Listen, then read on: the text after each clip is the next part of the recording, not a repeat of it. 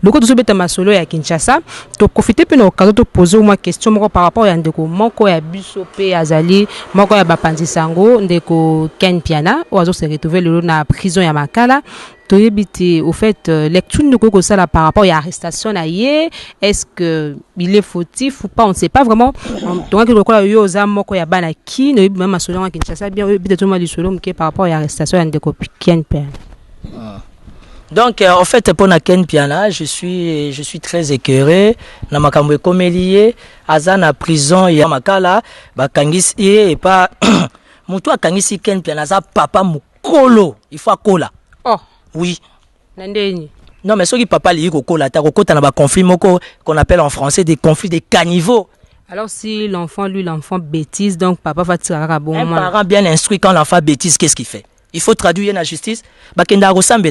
Bonsoir à ça qui apôtre.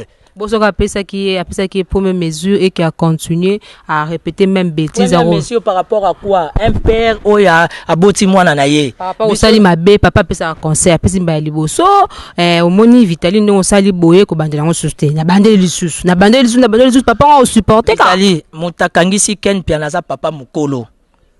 Je le respecte beaucoup akola. Moi na soka sali mabe ba benda ke matoyi biso nyonso dimanche to kenda à prière biso nyonso to kenda retubelat bokomi ba apôtre bokomi ba pasteur ba prophète que dit la Bible so muta sali o mabe oluke première fois bosololi oluke deuxième fois bosololi be chose sur salema ki salamité au besoin obengisi batu mususu bazinga bino na kati ya concert Ken Piana za mwana et pas mutu atindi na Makala mais ayeba ke ye pa boti bana oh yazo saka na bana batu mabende liwa ayeba ke kezongela bana ye donc pona yo se pela kino ndeko Ken Piana finga na ye afinga ne mutozo benga wana commissaire apôtre afinga na ye asala ne n'importe quoi ndeko wana atala ane kaka kwaza papa.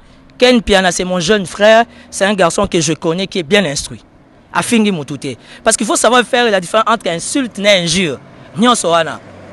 Tout comme aussi nous sommes en démocratie, tout le monde est libre tout le monde est libre de donner son point de vue.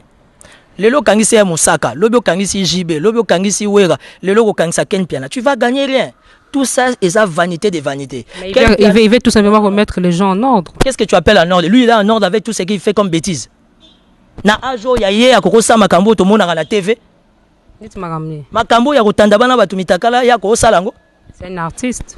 Je sais pas Mutuana Yozolo Bawana si réellement il était artiste et par rapport à son âge ça makamambula nae, moi je pense que c'est trop méchant.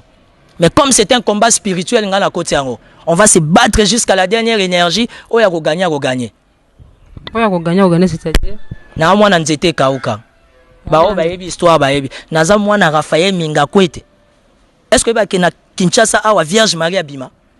Ah bon, il faut apprendre. Vierge Maria Bima na nzete kauka na Kingasani. Siko na apporte parole ya voyant. Donc soko ye na butu na lia yo makasi. Tu as déjà côté les mandeko Timothée les noirs pour tout ça comme petit à petit na souka ya émission la biso.